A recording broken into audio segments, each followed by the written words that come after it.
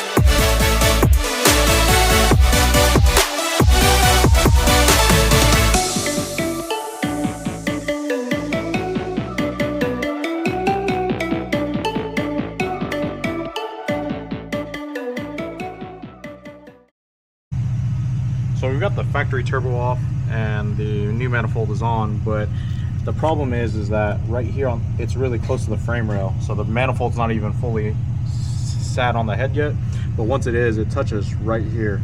So we spoke to the owner. He just wants us to smack it and hopefully we can get some clearance out of it.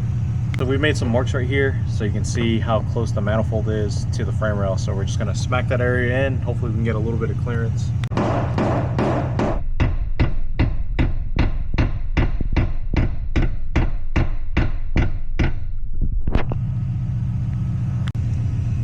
So even after clearancing it, we even adjusted the motor mounts over as much as we could, and even still, it's like the manifold obviously is on, but it's sitting right on top of the frame rail. So what's going to happen is when the car is running, it's going to rock back and forth, and it's just going to keep smacking into that, and that's kind of going to be unacceptable. I'm not really sure what we can do. I think my first thought actually is just going to be cutting a little bit out of this and then making it flat to clearance it. The alternative as well could be to try to machine down the flange a little bit more to give us more room. Since we got to wait on the turbo manifold modification, we're going to go ahead and start working on pulling the intake manifold off to get the injectors installed. So we got ID 1050s for this car. It should go into the stock rail. We'll also have to take a peek at it to see where we can get the flex fuel sensor in if we can. So normally we're going to put that on the return line, but like I said, once we get this off, we'll take a look at it. Another thing we got to do is, because they are injector dynamics, you have to pin them in. They don't give you like a plug and play adapter or anything like that. So you literally just have to pin those guys in, which is not a big deal. It's the preferred way of doing it for us anyways. So we'll take a look at that and we'll get that going. So we're going to wire up these injectors here. These are the injector dynamics 1050s that we're doing on the chaser here. And so we're basically going to cut off the connector, pretty cut and dry there. In order to make a little bit of breathing room here, we're gonna have to cut the sheathing off of it.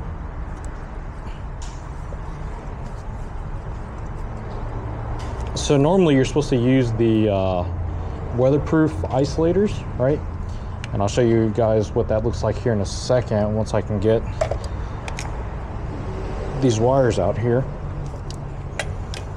So you're supposed to actually use these rubber seals right here. So the problem is with these seals, the problem is that the gauge wire is really large. So we're gonna have to forego those altogether here. So I'm gonna go ahead and strip these.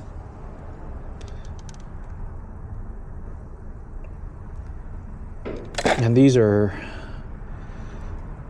16 gauge wire here.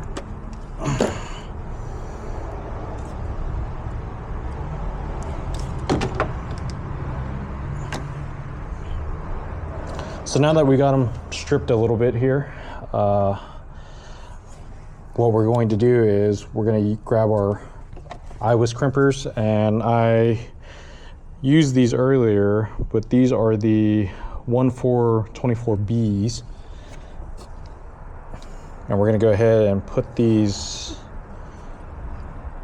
into the crimper first, just so we don't have to, because we're working at such a tight proximity here. And hopefully you guys can see this, but it's pretty straightforward. We're just gonna put our wire through the crimper and the pin.